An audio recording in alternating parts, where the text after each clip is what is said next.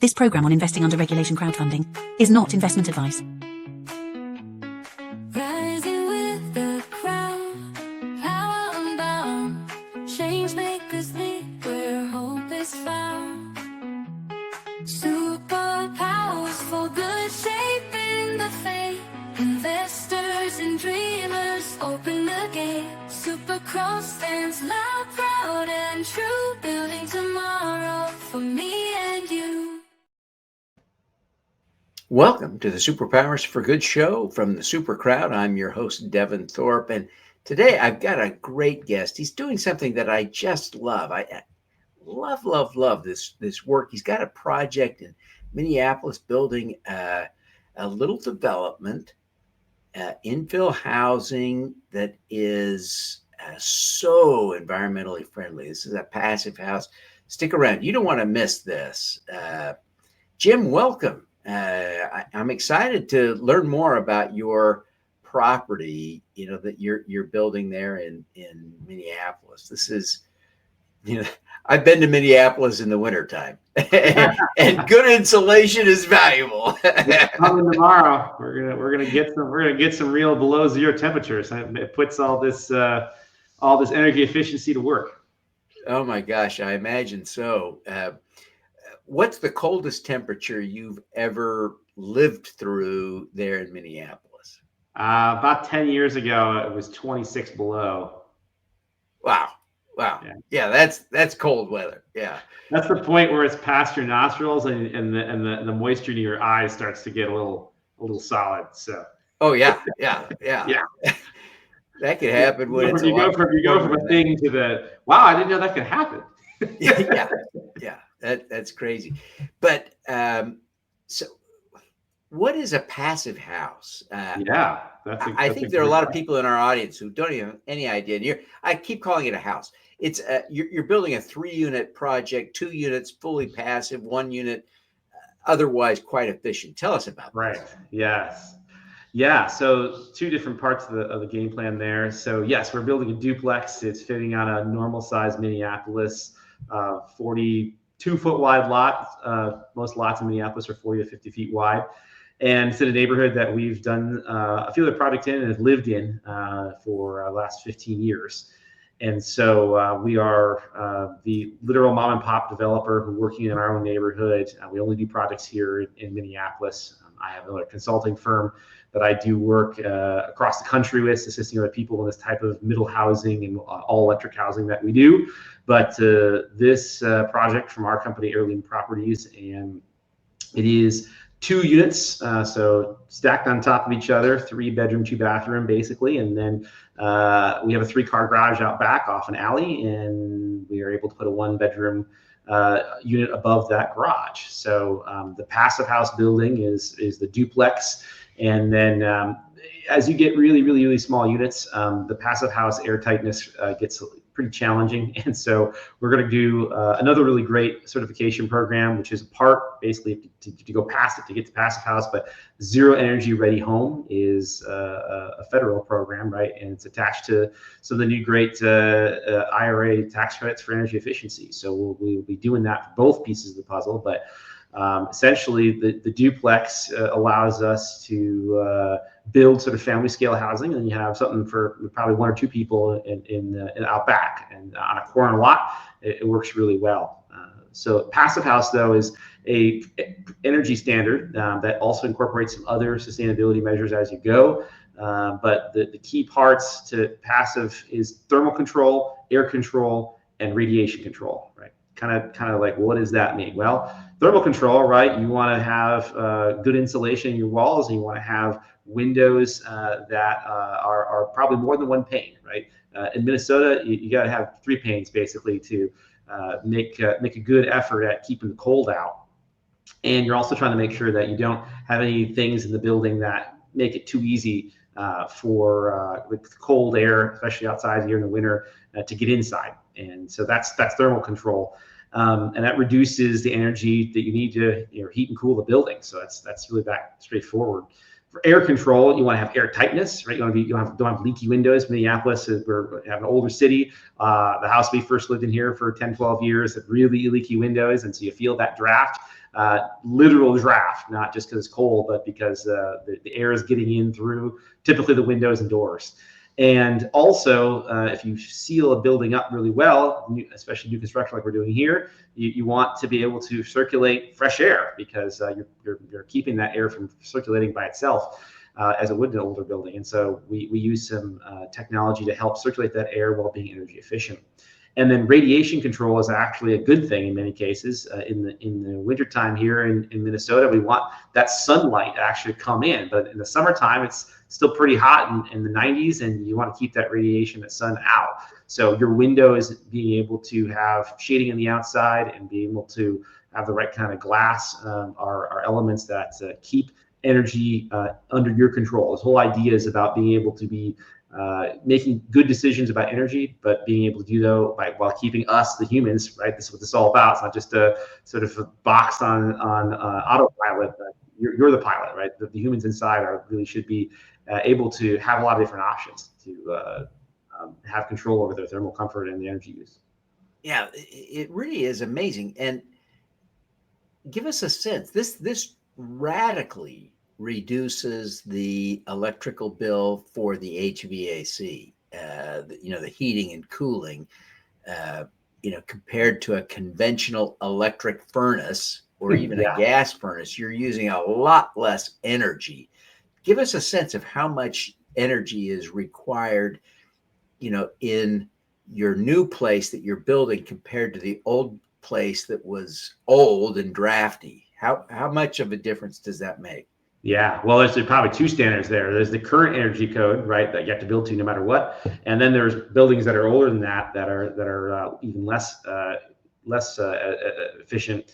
But big thing about the certification that we have to go through to do that is that you have an energy budget, right? So you're actually looking at all the different aspects of a building, HVAC, as well as your appliances. So we have Energy Star appliances. And there's a lot of heat pumps. So the technology for cold weather heat pumps to really work well is really something that's been only really technically available at a price that is it's approachable for the last maybe 10 years in the cold climates of the northern United States. And so we're really able to take advantage of that now in a way that we couldn't have in a building like this. And so with the energy model that we had to do to prove out that we're staying underneath the budget. Currently, we're about 75% more efficient than the building code that we're required to meet today. That building code is getting more stringent, right? Every 3 years or so in the state of Minnesota. But as of right now, that's what would happen the day we build it. So 73% over current buildings, and probably multiple hundreds percent more efficient than the buildings right here in our neighborhood all around us that are 100 and 125 years old, which have in our old house, at best we had some newspaper and fluffy stuff in the walls that were this thick. The walls in this building would be about this thick. So you got really high quality insulation, and you also got a lot more of it. So those are just among the ways that things are just physically different with the construction technology we're using today. That is really exciting for anybody who has to pay for electricity. Yeah, I don't know. There's a short list of people who aren't paying for electricity, either directly or indirectly. So that is great. Now, of course, that has a big environmental impact, right? Especially in the short run, because the grid power is so contaminated by fossil fuels, right? Today, most grid power is still fossil fuel generated. But this has a clear impact on climate change. Have you been able to find a way to measure that? Well, a couple different ways. There's some life cycle costing and carbon counting that you can do, and saving on operational energy is a big thing. We're also looking very clearly. With some of our friends here in Minneapolis have done some really great projects trying to be careful about the types of drywall, the types of concrete mixes. There's other items like that are that upfront carbon that would be utilized, and so there's a cool kit of items that you can do that are really there's a project here that was recently done that had less than 2% cost increase on those items that really contributed towards lowering the carbon emitted just to build a building. And so trying to weigh both of those items, right? You're always trying to look at all those pieces of the puzzle, but the market is really adapting, and better products are coming on the market. I think the other thing that we think about with materiality is also our health. We have so many materials that get put in a regular off the shelf kind of situation that are not really healthy materials. I mean, you have a building that's really airtight. If you put unhealthy materials that emit VOCs, have bad glues that are maybe just kind of plasticky, plastics break down. We're talking about microplastics, all the types, things like that. Those have health impacts. And so if we're already reducing having flammable gases, right, just all over the place in our building and in our kitchens, an all electric building helps to bring down those things. But good material selection is both good for carbon as well as good for our health. And so I think this is really a personal issue to us. My wife has had issues with mold and other types of things like that. And so it's important for us to have a really clean environment moving forward. And we do that in all of our buildings now because it's really unfortunate that our built environment really is so contaminated, and especially in housing where we live. Yeah, let's talk a little bit about the business, right? Yeah. This is a rental property you're building, so you'll be renting out the 3 units. It seems to me that this is do I understand correctly? It's a market rate project. Yep. You've got the huge advantage of the appeal, sort of the psychic appeal of the branding of a passive house, energy efficient house, but you also have the practical value of, by the way, your utility fees are going to be a lot lower. Yeah. Tell us a little bit about how the business shapes up and how you see this providing returns to investors. Yeah. Well, a couple things. It's really optimized to be an owner occupied type of property. You're not going to, there's no scale in 3 units, right? It's better than 1, certainly. But the perfect situation for a building like this on a lot like this in a neighborhood like the one we are in, which is close to lakes and other amenities and transit and fantastic bike infrastructure, is that it's really meant well to be an owner occupant living in one of the units and renting out the other 2, which I think is ultimately going to be the scenario that will be, this building will be in most of the time. And so the ability for us to have family scale housing, which is really what this is, it's in a really family neighborhood, right? It's not in the downtown or something like that. It's in a neighborhood where there are lots of kids and everything else like that. So to be able to have the flexibility between the unit typologies is important.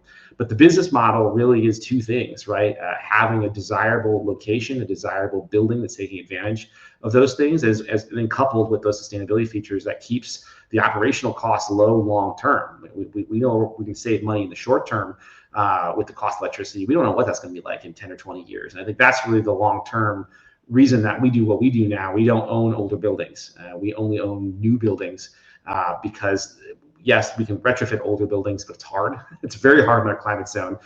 We built a brick building, a 12 unit building here previously. And, retrofitting a brick building from 100 years ago is way, way harder, actually. And so I think those 2 things together are the ability for us to look at savings now, but really savings in the future, and having that the right mix of unit types for the neighborhood, matching that. And that's what's going to be desirable. People are looking for new buildings with modern amenities that have this climate and resilience impact. And they love the neighborhood. They do not love leaky windows. They do not love washers and dryers in basements of dingy old buildings. These are the kind of experiences that many of our tenants of our building we just finished up came from, and wanted those lower utility bills and wanted to be comfortable living in their apartment. And I think all of those pieces of the puzzle make that the case for why this building will be. We've been very conservative about our rents and so forth, and so to be able to meet the market where it's at while providing way more value to it is really where the business case lies. You're raising capital now on small change. Yes. And so people have an opportunity to invest with you at s4g.biz/air. It's HEIR. And I hope people will check that out. Listen, we've got to take a quick break here. I'm here today with Jim Kumon, who is the owner of and developer of a little real estate project, a a passive dwelling 3-unit project in Minneapolis. It's really a cool, environmentally friendly project. But we're going to shift gears. We're going to take a quick break. And when we come back, we'll talk to Jim about his superpower. So stick around. You don't want to miss this. Download a free copy of How to Make Money with Impact Crowdfunding. The book Sarah Hanks describes as a fantastic overview, not just of crowdfunding investing, but of investing in general. Andrew Savickas raved, "This book offers unparalleled insights for anyone looking to make a difference." Scan the QR code to get your copy. Ready to take your small business to the next level? Honeycomb Credit empowers diverse entrepreneurs by connecting you with community-driven funding. Build customer relationships, amplify your brand, and grow with those who believe in you. Honeycomb Credit, where your community invests in you. Scan the QR code to start today. Join the Impact Crowdfunding movement. Get Superpowers for Good, your free daily newsletter with exclusive video replays, a podcast, and the latest investment opportunities open to everyone. Join the super crowd. Scan now so you can learn to make money while you make a difference. Welcome back. I'm here today with Jim Kumon, who is the owner and developer of an infill real estate project in Minneapolis that he's raising capital for this on Small Change now, smallchange.co. Check it out. But we're going to shift gears now to talk to Jim about his superpower. So stick around. You don't want to miss this. Jim, you're a remarkable guy. I love your focus on helping people build all electric, low energy using projects like the one you're developing yourself in Minneapolis. The world needs this so badly. There's a great article in the Washington Post about 4 or 5 months ago that talked about how no one's doing what you're doing. They should have talked to you. But pretty slim pickings, I gotta tell you. It is a gap that you're filling here that is really exciting, and the opportunity to repeat this and for people to invest. That's great. Very cool. Love it. Now, Jim, what is your superpower? Well, it is, as I've been told, taking a lot of information from sort of technical, complex areas and figuring out how to merge it together. I've started my career in architecture school and then in construction while I was in school and after. And so from that, you learn about zoning and development and planning, and then later on, economic development and housing policy.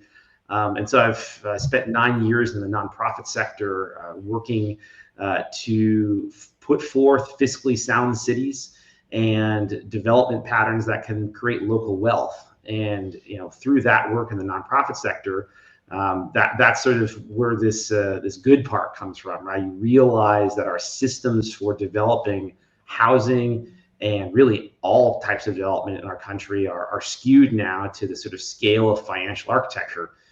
And so that has a huge impact on the ability for regular people in normal neighborhoods to really see the kind of development that they would like to have. And so that was the ethos when I was working in the nonprofit sector, training people how to do basic real estate development work, working with capital from their communities. And I think that's a key reason why we're thinking about and have done this crowdfunding offering was our experience with our previous projects raising money.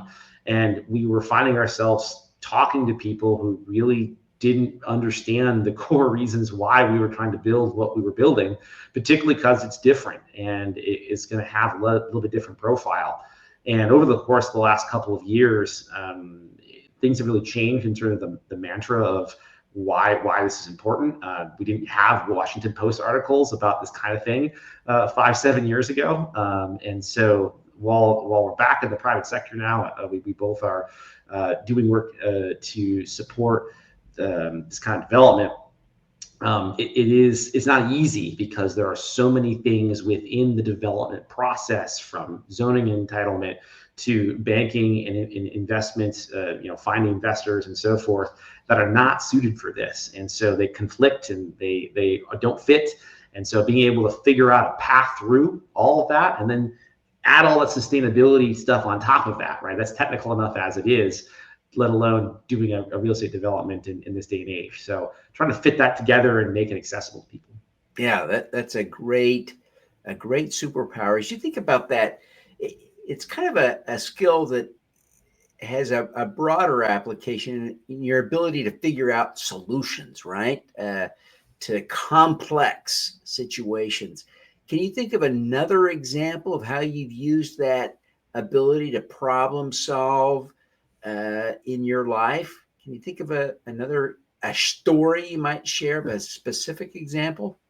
Yeah, I mean, the question really is, how do we get to yes, right? If we agree upon something that we want to see happen together in the world, we're working together. And in many cases, the solutions aren't technical. I joke sometimes when I was working in the nonprofit sector before, I'd show up in a town to help somebody or a place try to work on a building or a project. And at the end of the day, we would reach a point where it wasn't technical anymore, right? The solution, there was only so much money or whatever you could throw at a problem. At the end of the day, it was about people actually thinking collaboratively and using their strengths to help other people's weaknesses. And I think that is where we really have to get to as a society. We got a lot more issues than just housing and energy use to solve. And so that's the part that I always joke I didn't get trained for, right? I didn't get trained to hear about all humanity's challenges. I'm just trying to build a house, right? But in reality, because houses are for people, we have to be able to problem solve around the things that money and technical expertise can't solve.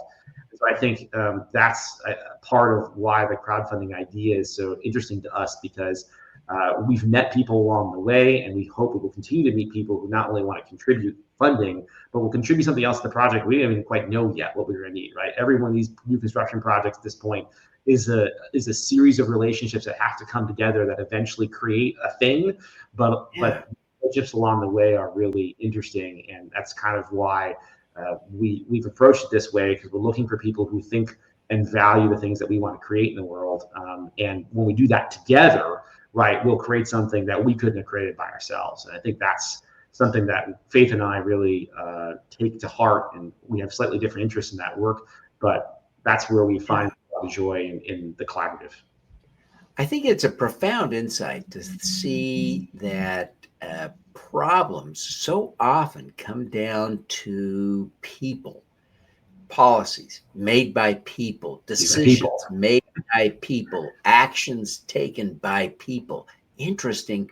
In a world of technology, it's so easy to think about the bureaucracy as being a machine, when in fact it's humans interacting. Very interesting. Can you give us a 30-second quick tip for getting action in those difficult bureaucratic situations with those people? 30 seconds. Yeah, well, the first thing when we tell somebody that, hey, we want to see this great idea, we want to see this happen in our town, I said, we'll start by making it slightly less illegal. That's the first step. Don't make it illegal to do anything you want to have. Change your rules. And so that usually means talking to people about what it is you're trying to see together, and understanding that there are things out there that people probably don't know that are in the way of that. In many cases, those systems, those bureaucracies, they were set to do something else, and now we're trying to do something different with them, and they don't realize that not just is it's not set up to do what we want, it's openly hostile to the thing we're trying to get to. And so we have to have a conversation about that, regardless of where we're at in the political spectrums. I think resilience, energy, and being able to have those basic systems that we rely on as humans, those are universal issues, and they're housing is at the center of a lot of them. And so when we look at how to do that, if we can talk about the things we need as humans and figure out how housing and other systems fit together to serve those needs, now we have a common ground. And I think the common ground piece is the place you have to start all the conversations when you're changing something, right? Because you have to understand how your values fit together as neighbors before you can put a document together that somehow explains all of that concisely. Yeah, it's great, great tip. Well, listen, I want to remind everybody that you are raising on small change, and an easy way to find your offering on small change is to follow this. You can scan the QR code or type in this short link, s4g.biz/heir, HEIR, as in heirloom, and you can learn more about this Heirloom Properties project that Jim's got. Jim, we want to see you succeed. We wish you luck in all that you're doing. Thank you for the great work. Thanks so much, Devin, for having us on. All righty, let's do some good.